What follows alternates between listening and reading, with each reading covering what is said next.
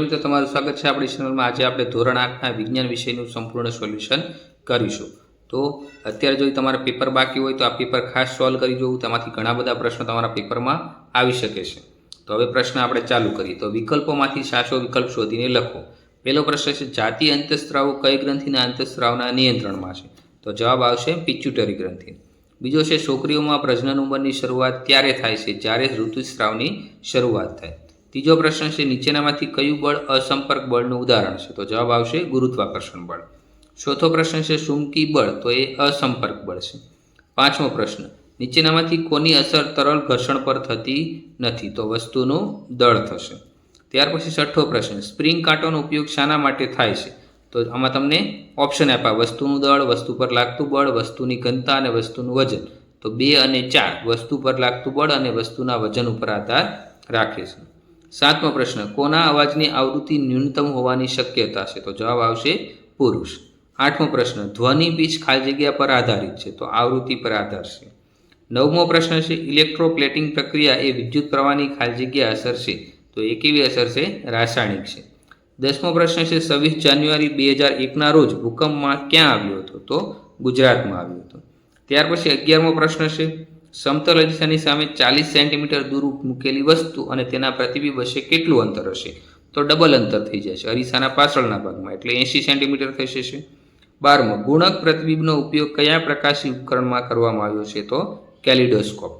ત્યાર પછી પ્રશ્ન બમાં શું આપ્યું છે? તમને વ્યાખ્યા આપી છે, ઋતુસ્ત્રાવ, ઘર્ષણ બળ, તરલ અને આવર્તકાળ અને વિદ્યુત દ્રાવણની વ્યાખ્યા આપો। તો વ્યાખ્યા હું તમને અહીં આપું છું।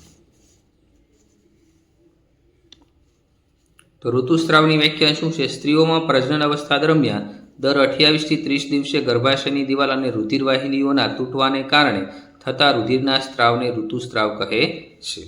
ત્યાર પછી બીજો છે ઘર્ષણ બળ, જ્યારે બે પદાર્થની સપાટીઓ એકબીજાના સંપર્કમાં રહીને સાપેક્ષ ગતિ કરતી હોય ત્યારે તે ગતિનો વિરોધ કરતા બળને ઘર્ષણ બળ કહે છે। ત્રીજો પ્રશ્ન છે, તરલ, જે પદાર્થો વહી શકે, વાયુ અથવા પ્રવાહી, તેને તરલ કહે છે। ચોથું છે આવર્તકાળ, એક દોલન પૂર્ણ કરવા માટે લાગતા સમયને આવર્તકાળ કહે છે। ત્યાર પછી છે વિદ્યુત દ્રાવણ, જે દ્રાવણમાંથી વિદ્યુત પ્રવાહ પસાર થઈ શકે અને જેમાં રાસાયણિક ફેરફાર થાય છે તેવા દ્રાવણને વિદ્યુત દ્રાવણ કહે છે। પછી પ્રશ્ન 2અ, એક વાક્યમાં ઉત્તર લખો। તો પહેલું છે, થાઇરોઇડ ગ્રંથિ સંબંધિત રોગ કયો છે? તો જવાબ શું આવશે? ગોઈટર। બીજું છે, આપણા દેશમાં છોકરા અને છોકરી માટે લગ્ન વય કેટલી છે? તો છોકરી માટે 18 વર્ષ અને છોકરા માટે 21 વર્ષ। ત્રીજો પ્રશ્ન છે, બે બળનું પરિણામી બળ કેવી પરિસ્થિતિમાં શૂન્ય થાય? તો બે બળો સમાન મૂલ્યના અને એકબીજાની વિરુદ્ધ દિશામાં હોય તો પરિણામી બળ શું થશે? શૂન્ય થશે। ચોથો દાખલો છે, 5 મીટર સ્ક્વેર ક્ષેત્રફળવાળી સપાટી પર લંબરૂપે 50 ન્યૂટન બળ લાગે છે, તો દબાણ કેટલું લાગતું છે? તો દબાણનું સૂત્ર શું છે ભાઈ? દબાણ બરાબર બળના છેદમાં ક્ષેત્રફળ। તો દબાણ કેટલું આપ્યું? 50 ન્યૂટન અને ક્ષેત્રફળ કેટલું આપ્યું? 5, તો 5 દાણ 50, તો જવાબ શું થઈ જશે? 10 ન્યૂટન મીટર સ્ક્વેર। પાંચમો પ્રશ્ન, તરલ ગતિ કરતી વસ્તુનો આકાર કેવો રાખવામાં આવ્યો છે? તો તરલ ગતિ કરતી વસ્તુનો આકાર ધારારેખી રાખવામાં આવ્યો છે। છઠ્ઠો છે, ધ્વનિ પ્રદૂષણ કોને કહે? તો અનિચ્છનીય અવાજને ધ્વનિ પ્રદૂષણ કહે છે। ત્યાર પછી અથવા તમે આમાં એવું પણ લઈ શકો, અનિચ્છનીય અવાજ અને કાનને નુકસાન કરતા અવાજને ધ્વનિ પ્રદૂષણ કહે છે। 1 હર્ટ્ઝ એટલે શું? તો આનો જવાબ તમારે જાતે લખવાનો છે, આ બુકમાં આપેલો છે। ત્યાર પછી 8મો, નિષેધિત પાણીને વિદ્યુતનું વાહક બનાવવા શું કરશો? તો નિષેધિત પાણીમાં મીઠું, એસિડ કે બેઝ તમે ઉમેરો તો એ કેવું પાણી બની જશે? વિદ્યુતનું વાહક બની જશે। 9મો પ્રશ્ન, પ્રાચીન સમયમાં લોકો વીજળીથી કેમ ડરતા? તો પ્રાચીન સમયમાં મિત્રો લોકોને વીજળી કઈ રીતે થાય છે એની વૈજ્ઞાનિક સમજ હતી નહીં, તેઓ વીજળીને એક ઈશ્વરનો કોપ માનતા હતા, એટલે એનાથી ડરતા હતા। 10મો પ્રશ્ન, ભૂકંપ થવાનું કારણ શું છે? તો પૃથ્વીના સૌથી ઉપરના પડમાં થતી હલનચલન કે વિક્ષોભને કારણે ભૂકંપ થાય છે। 11મો પ્રશ્ન, સમતલ અરીસામાં વસ્તુનું પ્રતિબિંબ કેવું મળે? તો આભાસી, ચતું અને વસ્તુના કદ જેટલું પ્રતિબિંબ મળે। 12મો પ્રશ્ન, પેરિસ્કોપમાં કેટલા સમતલ અરીસાનો ઉપયોગ થાય? તો પેરિસ્કોપમાં 2 સમતલ અરીસાનો ઉપયોગ થાય। ત્યાર પછી પ્રશ્ન બ, તફાવતના 2 મુદ્દા આપો। તો નરજાતીય અંતઃસ્ત્રાવ અને માદા જાતીય અંતઃસ્ત્રાવ। તો નરજાતીય અંતઃસ્ત્રાવ કયો છે? ટેસ્ટોસ્ટેરોન, એ લખી શકો। માદા જાતીય અંતઃસ્ત્રાવ કયા છે? એ તમે લખો। પછી નરજાતીય અંતઃસ્ત્રાવની જે શારીરિક વિકાસમાં ફેરફાર થાય એ લખો। માદા જાતિ અંતરસ્ત્રાવમાં પણ શારીરિક વિકાસમાં જે ફેરફાર થાય તે લખી શકો. તો આ રીતે 2 માર્કના મુદ્દા લખી શકો. બંનેમાં 2 મુદ્દા લખવાના છે, તમારે 4 માર્ક છે. ત્યાર પછી પ્રશ્ન 3 હશે, પ્રયોગ દોરી આકૃતિનું વર્ણન કરો. તો પ્રવાહી ભરેલા પાત્રમાં તળિયે પ્રવાહી દબાણ લગાડે છે.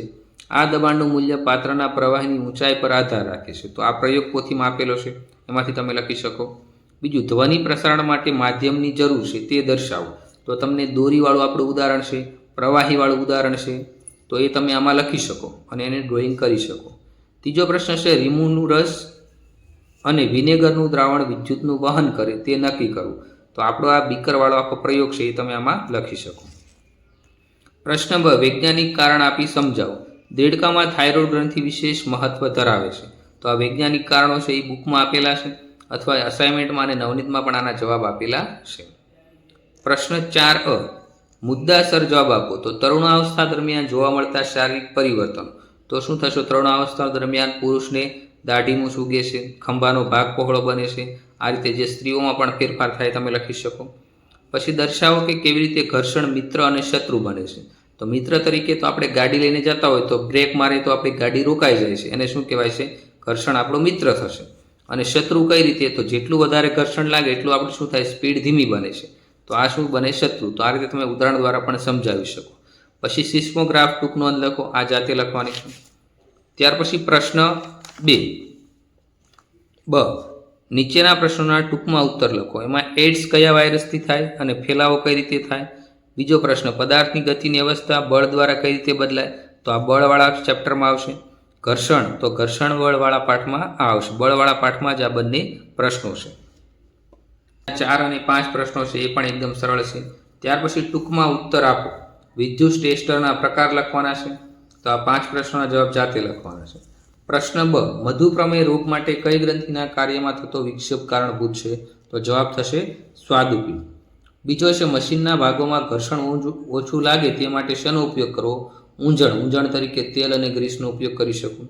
સ્ત્રીના સ્વરતંતુની લંબાઈ લગભગ કેટલી છે? તો 15 mm. ચોથો પ્રશ્ન, 2 સમતલ અરીસા વચ્ચે 45નો કોણ હોય તો મૂકેલી વસ્તુનું પ્રતિબિંબ કેટલું મળે? તો આના માટે સૂત્ર છે 360 ભાગ્યા ખૂણો -1. તો 360 ભાગ્યા 45 કરો એટલે 8 મળે, એમાંથી 1 કરો એટલે કેટલા મળશે? 7 મળશે.